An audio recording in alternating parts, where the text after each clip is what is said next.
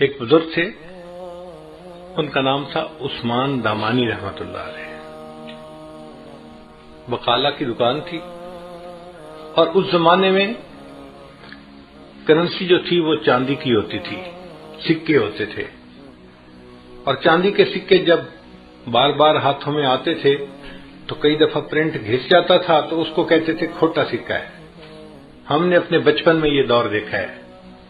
چاندی کا روپیہ ہوتا تھا، ہم دکاندار کے پاس لے کے جاتے تھے، وہ دیکھ کے کہتا تھا نہیں بھائی یہ کھوٹا ہے، کیونکہ اس کا پرنٹ جو تھا نا وہ اوپر سے ذرا ڈم ہو جاتا تھا، پڑھنا مشکل ہوتا تھا۔ ان کے پاس کوئی کھوٹا سکہ لے کے آتا، وہ پہچان لیتے، مگر اس کو سودا دے دیتے کہ یہ بندہ امید لے کے آیا ہے کہ مجھے سودا ملے گا، تو اگر میں نے سودا نہ دیا تو اس کا دل ٹوٹے گا، کوئی بات نہیں، یہ سودا لے جائے، اگر یہ کرنسی چل گئی تو ٹھیک، نہیں بھی چلی تو کوئی بات نہیں، یہ نقصان میں برداشت کر لوں گا۔ تو وہ سکہ رکھ لیا کرتے تھے۔